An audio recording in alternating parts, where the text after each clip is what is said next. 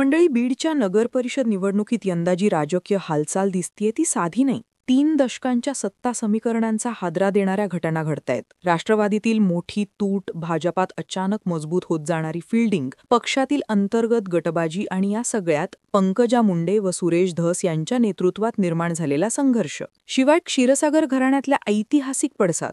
निवडणुकीच्या केवळ काही दिवस आधी बीडचं राजकारण बदलून टाकणाऱ्या घडामोडी इथे दिसतायत. आणि हे सगळं बीडपुरतं मर्यादित राहणार नाही, तर पुढच्या संपूर्ण जिल्ह्याच्या राजकारणालाही दिशा देणार आहे. आज आपण या सगळ्याचा सविस्कर एकामागून एक अगदी साध्या भाषेत खुलासा करणार आहोत. बीडचं राजकारण गेली अनेक वर्ष क्षीरसागर घराण्याच्या भोवती फिरत आलंय. नगरपरिषदेवर, स्थानिक संस्थांवर आणि शहरातील राजकीय निर्णयावर त्याचा प्रचंड प्रभाव होता. पण यंदा पहिल्यांदाच या घराण्यात मोठी तूट निर्माण झाली आणि त्या एकाच घटनेनं संपूर्ण निवडणुकीचा चेहराच बदलला.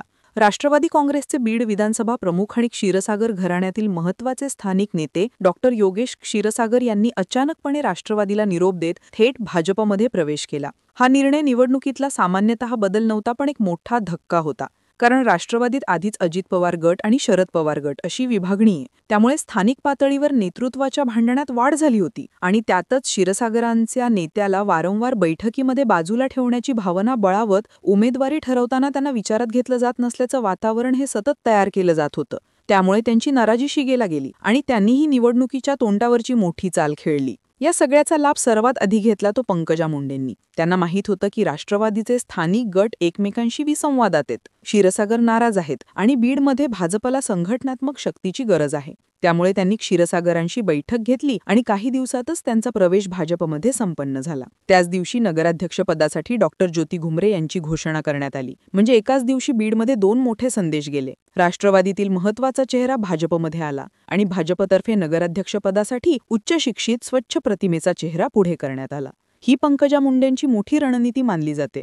निवडणुकीच्या सुरुवातीला बीड जिल्ह्यात भाजपची परिस्थिती सोपी नव्हती. 6 पैकी 5 नगरपालिकांमध्ये राष्ट्रवादीचे आमदार असल्याने स्थानिक प्रशासन, सत्ता आणि संघटनात्मक प्रभाव विरोधकांकडेच होता. पण पंकजा मुंडेंनी प्रत्येक शहरात वेगवेगळ्या पद्धतीने समीकरणं तयार केली. धारूरमध्ये त्यांनी नातेवाईकांना पुढे केलं, माजलगावात उच्च शिक्षित चेहरा, अंबाजोगाईमध्ये स्थानिक समन्वयाचा नावाप्रयोग, गेवराई पवार घराण्यातील गीता पवार, तर बीडमध्ये क्षीरसागर आणि घुमरे या 2 मोठ्या नावांचा एकत्रित परिणाम साधला.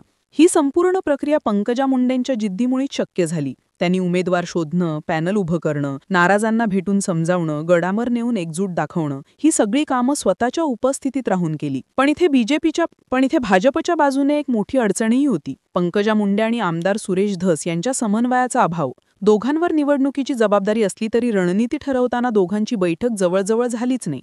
जिल्हा पातळीवर कार्यकर्ते या प्रश्नात अडकले की नेतृत्व कोणाचं मानायचं. काही ठिकाणी दोन्ही गट वेगवेगळे उभे राहिले. उमेदवारीसाठी गोंधळ तयार झाला आणि स्थानिक पातळीवर संभ्रम वाढला. ही भाजपची सर्वात मोठी कमजोरी ठरू शकते, कारण परिस्थिती अवघड असताना नेतृत्वातील एकजूट लढतीत ताकद होते.